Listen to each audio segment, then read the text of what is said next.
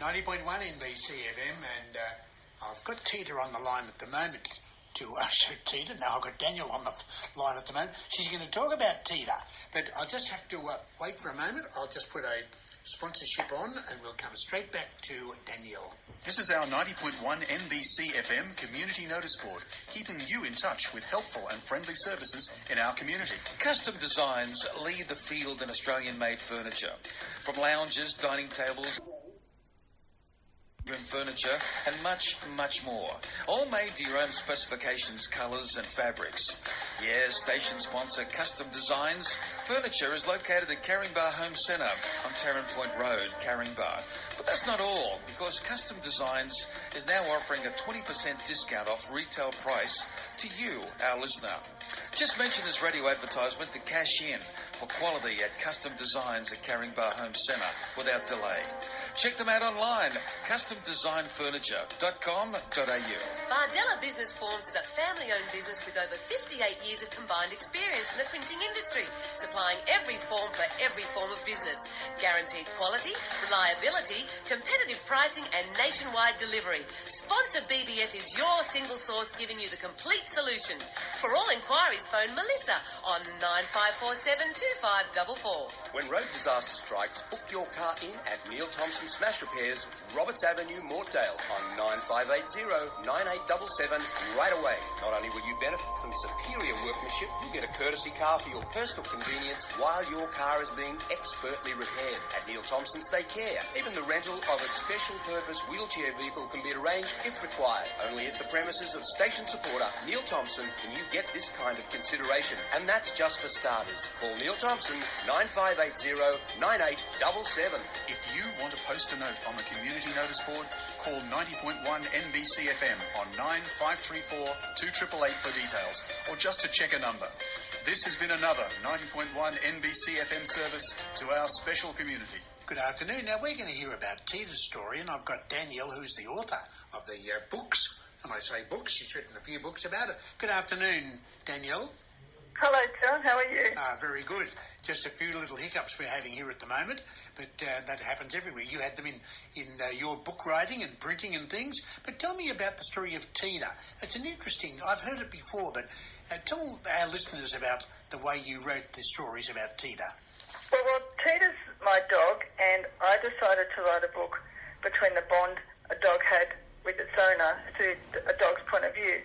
And basically what happened is that I never had a dog before, and I just wanted to write a book because I also had a friend, Gary, who was in the state emergency service, and Gary, Tita and I were like the three musketeers.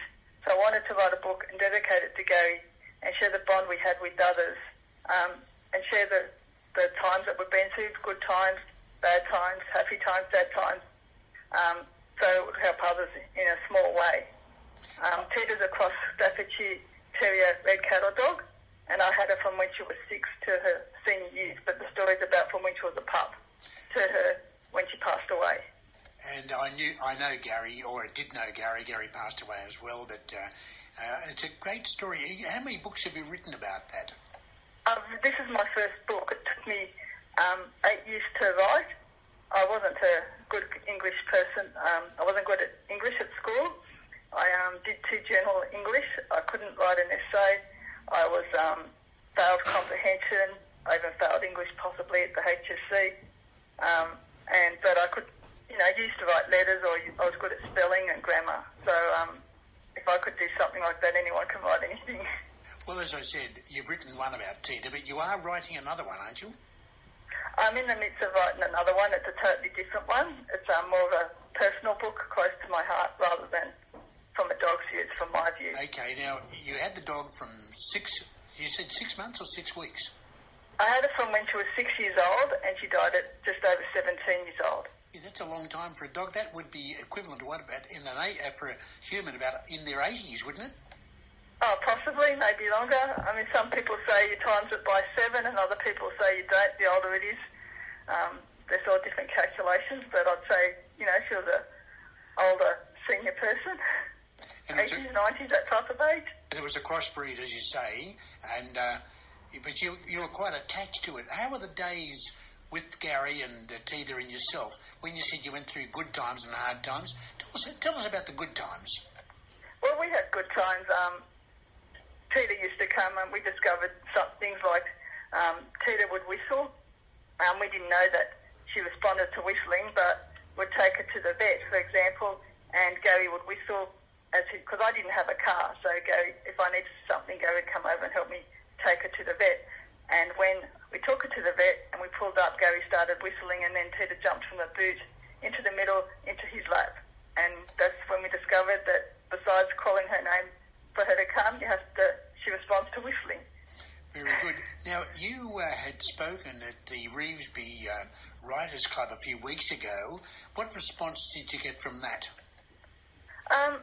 Well, I don't know about the response. I suppose hopefully people will go out and buy the book, but it was a positive experience and it was well received at the writers group. So hopefully people got something out of it, even if it's for just their own writing, because everybody's there is doing a piece of writing for their own self.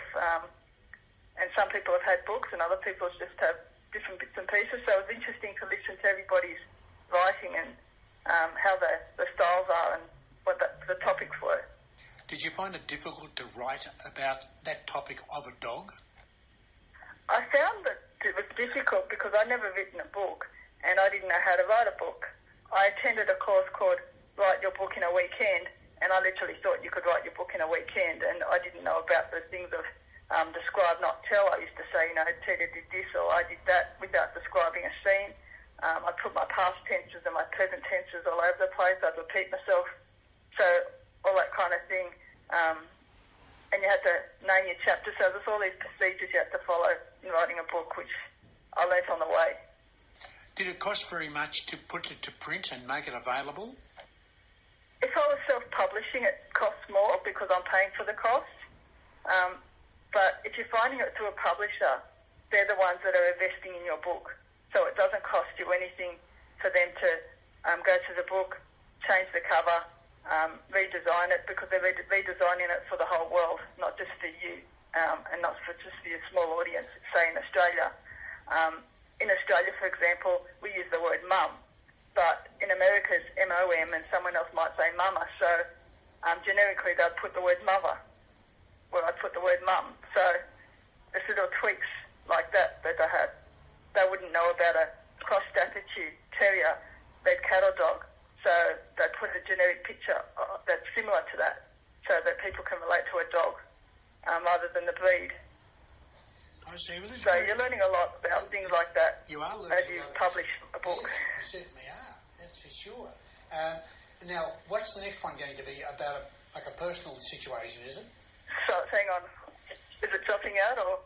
Yes, we are. We're having a little bit of trouble with our... Oh, that's better. Yeah, having a little bit of trouble with our power at the moment.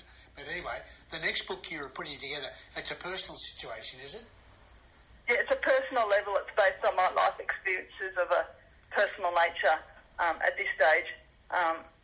It's just in sort of print. It's not even in print. It's just in... I'm just writing notes and things at the moment. So I won't say the topic yet, but... it'll be out soon. Right, it won't take 8 years to write, I can say that. Daniel, it's a great way of looking at things. What about getting it printed but on sale? Would it be in the sale in the normal bookshops, or is it... No, it's in the sale in normal bookstores. Oh, yes. It's at, shops like Dymocks or QBD, for example, that are close by, or even, say, for example, at Roselands, there's a store called Everest Bookstores, and they may... not have it in, or they do, but if they don't, they can order it in. So this in bookstores people can go to. It's available online at places like Amazon and Booktopia, those sorts of places. So it's available for anyone to buy. Very, very good. All right. All the best, Daniel, and all the best to your next book coming up. And be looking forward to seeing it in those bookshops. Thank you very much. Thank you so much, John. Thank you. Okay, thanks for talking to us today. It's a pleasure. Okay. Thank you.